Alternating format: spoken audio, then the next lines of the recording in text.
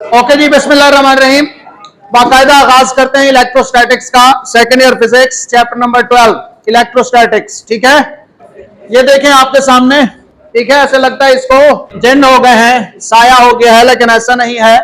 ये इलेक्ट्रोस्टैटिक्स हम इसमें देख रहे हैं। कैसे? इसके बाल देखें, डिस्पर्स्ड है, फैले हुए हैं और सारे बाल एक दूसरे से दूर हैं। वजह क्या है कि इन बालों के ऊपर चार्ज आया हुआ है। इस बाल के ऊपर भी चार्ज, अगले के ऊपर भी, और सेम चार्ज है, तो वो एक दूसरे को रिपेल कर रहे हैं, जिसकी वजह से बाल एक दूसरे से दूर हो गए हैं। इसने कंघा किया होगा बच्ची ने, उस कंघा करने की वजह से या इलेक्ट्रॉन बालों के ऊपर चले गए या फिर उससे झड़ गए, जिसकी वजह से क्या हुआ, बालों पे चार्ज आ गया। अब वो बाल क्या है, इस बाल पे भी चार्ज, फॉर एग्जाम्पल इलेक्ट्रॉन है, एक्स्ट्रा आ गए हैं, इस पे भी इलेक्ट्रॉन आ गए हैं, ये एक दूसरे को रिपेल करेंगे, जिसकी वजह से बाल एक दूसरे से दूर चले गए, डिस्पर्स हो गए। ये इलेक्ट्रोस्टैटिक्स है। क्लियर? नेक्स्ट भाई, इसी तरह ये देखें, ये ऐसा लगता है जैसे किसी गंदे से नाई के पास चला गया था, ऐसा नहीं है। ठीक है, इसके बाल जो है वो इलेक्ट्रोस्टैटिक्स की वजह से स्प्रेडेड है और इरेक्टेड है, खड़े हुए हैं। वजह क्या है, इसने कॉम्ब की होगी, कंघी की होगी, और उसकी वजह से बालों के ऊपर चार्ज आ गया, या इलेक्ट्रॉन एक्स्ट्रा आ गए, या फिर इलेक्ट्रॉन की डेफिशिएंसी हो गई।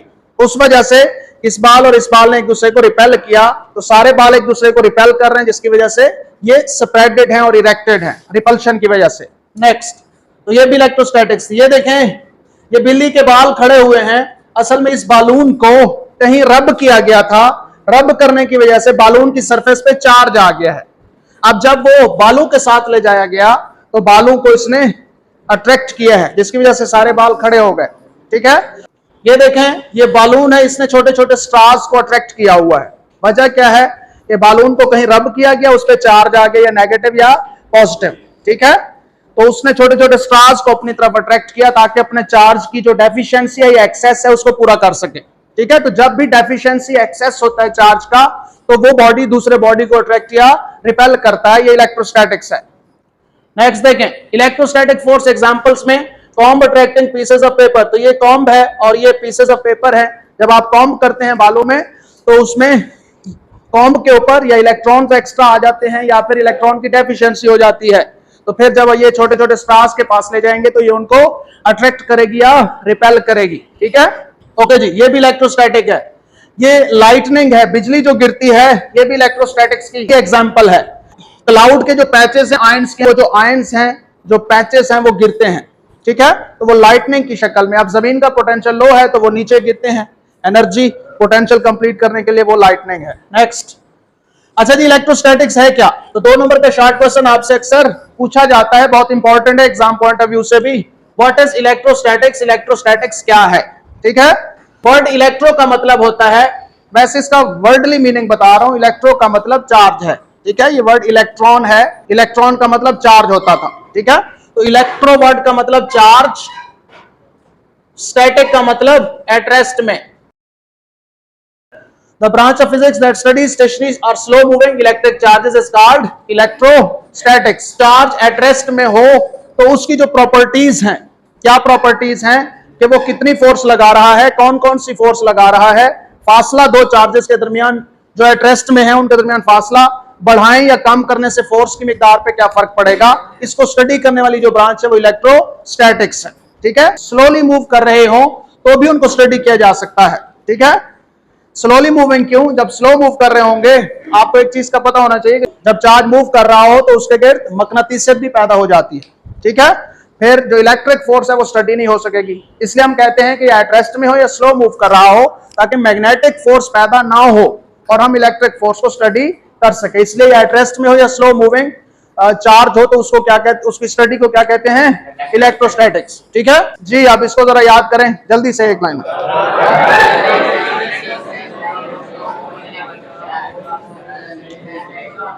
जी, the branch of physics which studies stationary or slow moving electric charges is called electrostatics. Clear? अच्छा, इसकी एप्लीकेशंस क्या हैं? आपको इसकी एप्लीकेशन का पता होना चाहिए कि आखिर ये कहां इस्तेमाल होती हैं। ठीक है, तो इलेक्ट्रोस्टैटिक्स कहां इस्तेमाल होती है? फोटोकॉपियर मशीन में प्रिंटिंग के वक्त जो आपका पेज प्रिंट होके आता है, उसके पीछे इलेक्ट्रोस्टैटिक्स है। ये हम इसी चैप्टर में हम पढ़ेंगे भी सही, ठीक है। इसके बाद लेजर एंड इंकजेट प्रिंटर्स, जो आपके हर ऑफिस में हर क्लरिकल स्टाफ के पास एक प्रिंटर होता है, वो कलर्ड भी हो सकता है, वो ब्लैक एंड व्हाइट भी हो सकता है। वो जो प्रिंट निकालता है उसके पीछे भी इलेक्ट्रोस्टैटिक्स है। क्या है, क्या बताया मैंने? आप उठे, आगे आ जाइए। अच्छा बेटे, तो ये इलेक्ट्रोस्टैटिक्स के हवाले से। अच्छा बेटे, व्हाट इज इलेक्ट्रिक चार्ज? ये शॉर्ट क्वेश्चन है, बहुत इंपॉर्टेंट है। इलेक्ट्रिक चार्ज क्या होता है जी? Electric charge, it is the physical या इंट्रिंसिक प्रॉपर्टी। ये एक प्रॉपर्टी है। इंट्रिंसिक मीन फंडामेंटल या पैदाइशी, किसी बॉडी के अंदर पैदाइशी प्रॉपर्टी है।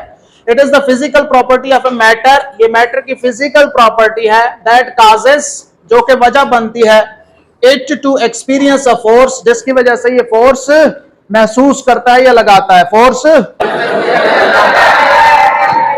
तो it is the physical property of matter that causes it to experience a force.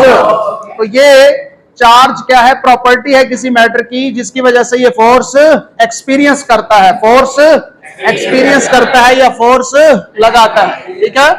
When placed in an electromagnetic field, जब इसको इलेक्ट्रोमैग्नेटिक फील्ड के अंदर रखा जाए, ठीक है, जहां पे इलेक्ट्रिक फोर्स भी हो मैग्नेटिक फोर्स भी हो, जहां पे इलेक्ट्रिक फील्ड हो मैग्नेटिक फील्ड हो, वहां पे इसको रखा जाए तो ये एक खास कंडीशन में तो ये इस पे फोर्स लगती है, एक्सपीरियंस फोर्स, उसको चार्ज कहा जाता है। अच्छा जी, ये 2 पॉइंट्स आपने लाजमी लिखने हैं। Electric charge can be positive और इलेक्ट्रिक चार्ज की 2 टाइप्स हैं, ठीक है। मैंने पहले भी अर्ज की थी, इलेक्ट्रिक चार्ज की 2 टाइप्स है, पॉजिटिव और नेगेटिव, ठीक है। ये मैंने बताया था शायद कि ये जो इलेक्ट्रॉन और प्रोटॉन है, इलेक्ट्रॉन पे नेगेटिव चार्ज और प्रोटॉन पे पॉजिटिव चार्ज, ये इनके माथे पे नहीं लिखा हुआ।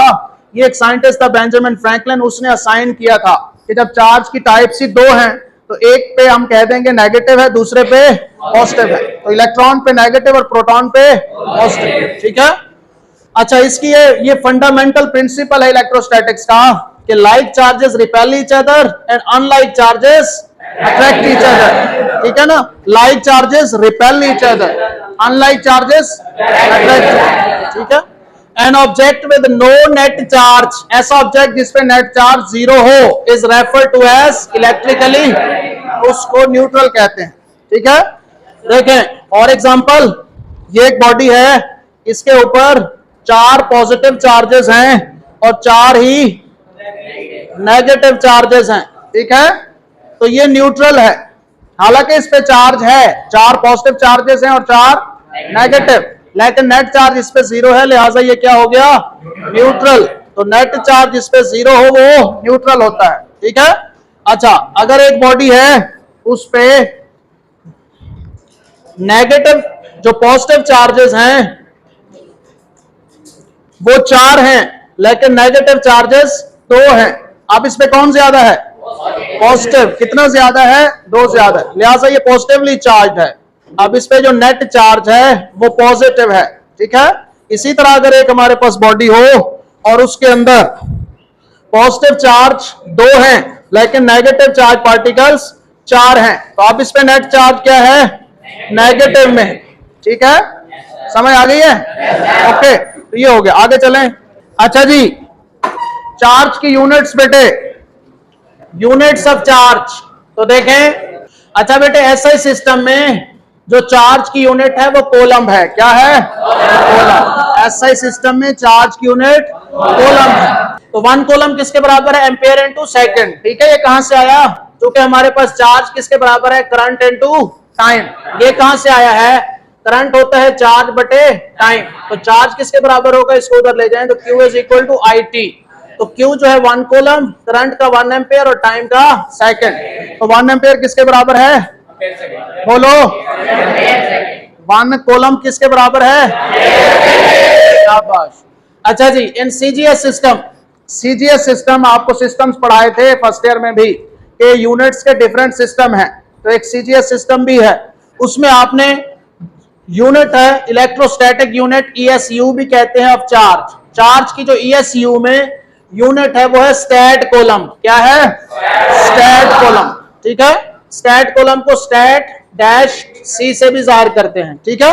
और इलेक्ट्रोमैग्नेटिक यूनिट जो है, अगर इलेक्ट्रोमैग्नेटिज्म को स्टडी करेंगे तो उसमें जो यूनिट है वो ईएमयू से जाहिर करते हैं। ईएमयू में जो यूनिट होगी वो एब कोलम है। क्या है? एब कोलम। एब दरअसल एब्सोल्यूट से निकला है। ओके, अच्छा, 1 एब कोलम किसके बराबर है? 10 कोलम के बराबर है। इसका मतलब एब कोलम बड़ी यूनिट है। एब कोलम कोलम से बड़ी यूनिट है, क्योंकि 10 कोलम मिलके एक एब कोलम बनाते हैं। जबकि 1 कोलम कितने स्टैट कोलम के बराबर है? 3 × 10⁻9 स्टैट कोलम, ठीक है। इससे हमें क्या मिला कि स्टैट कोलम बड़ी यूनिट है, छोटी है? हाँ भाई, लास्ट स्टैट कोलम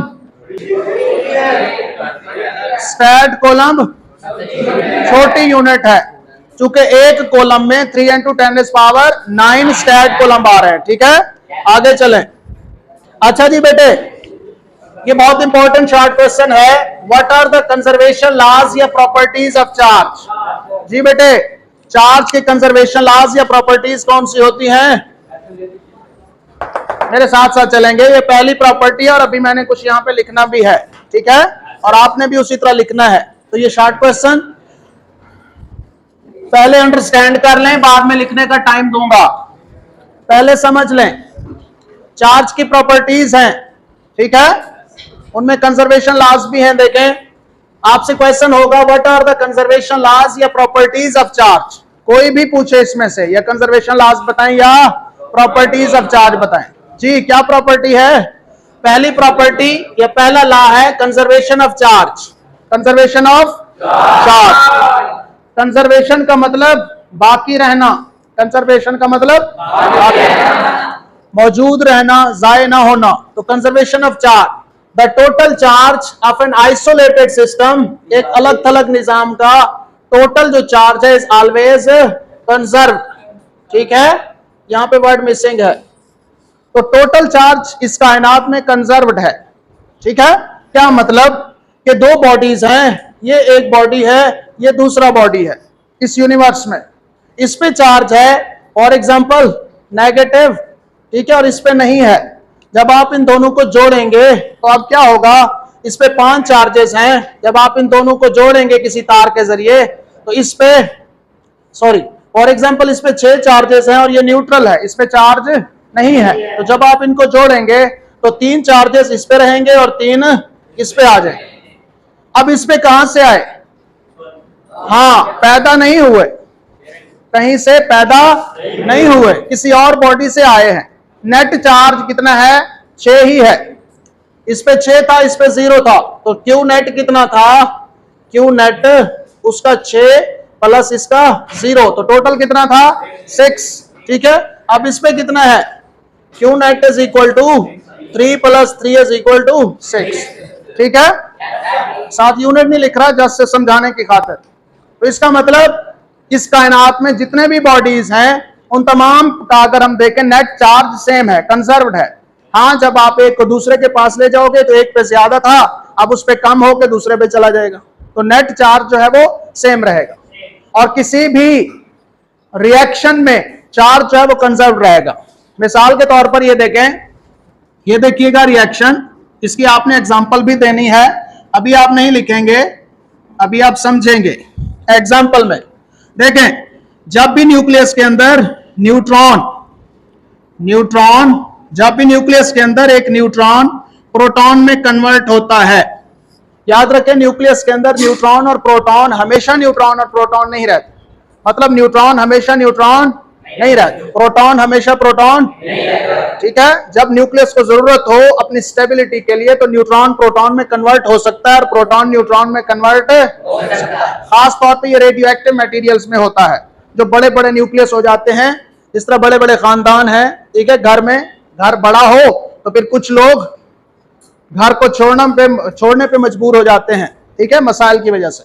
तो जब न्यूक्लियस बड़ा हो तो न्यूट्रॉन प्रोटॉन में कन्वर्ट होता है, या फिर न्यूक्लियस में न्यूट्रॉन की तादाद ज्यादा हो तो न्यूट्रॉन प्रोटॉन में कन्वर्ट हो जाता है।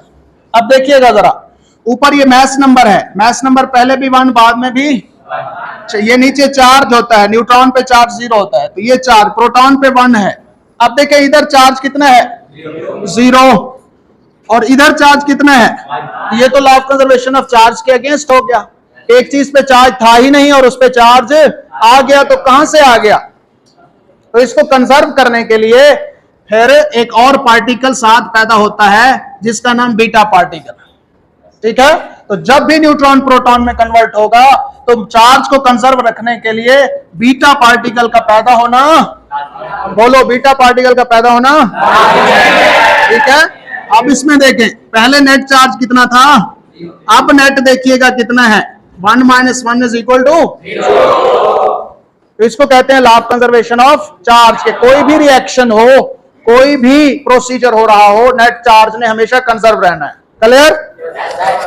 हाँ जी, अब ये लिख लें, आपने ये लिखना है यहां तक और ये लिख लेना है एग्जाम्पल में, बस वाक्य नहीं लिखना।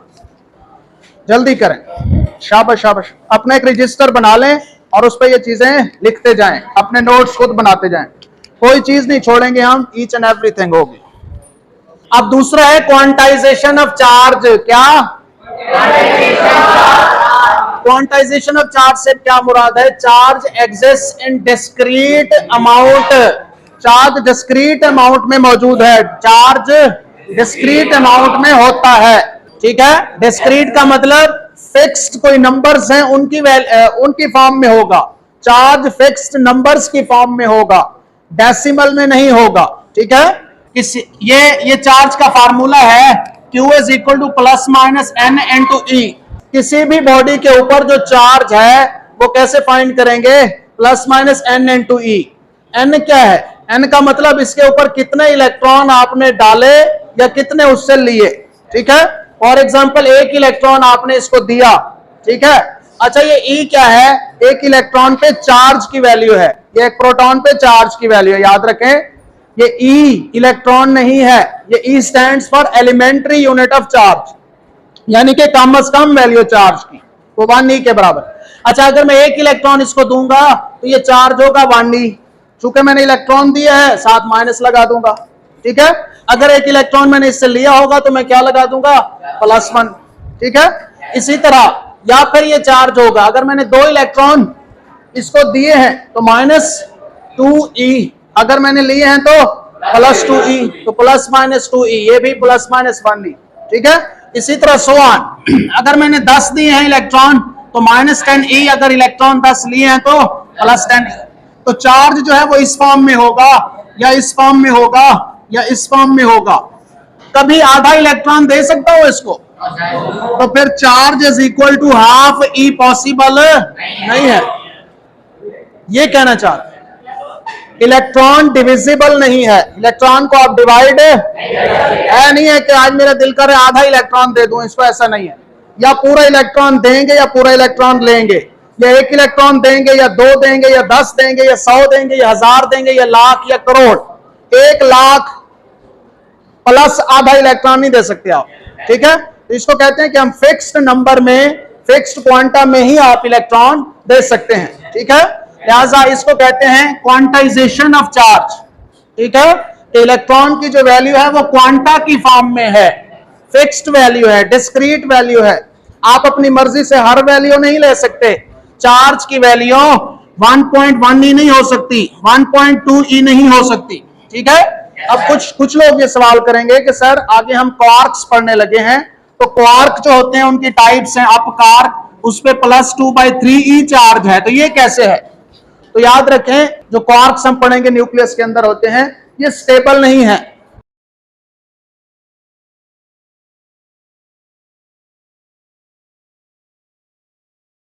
हमारे पास जो experimentally Millikan oil drop experiment और इस तरह के बहुत सारे एक्सपेरिमेंट से जो फिक्स मिनिमम वैल्यू हमें मिली है वो इलेक्ट्रॉन की है। तो हम फिर फंडामेंटल यूनिट ऑफ चार्ज किसको लेंगे? इलेक्ट्रॉन पे जितना चार्ज होगा उसको लेंगे। ठीक है, तो ये क्वांटाइजेशन ऑफ चार्ज है कि चार्ज हमेशा इंटेग्रल मल्टीपल ऑफ E होगा, और इंटेग्रल मल्टीपल से मुराद कि n की वैल्यू या 1 होगी या -1 होगी, n की वैल्यू 2 होगी या -2 होगी, एंड सो ऑन। ठीक है।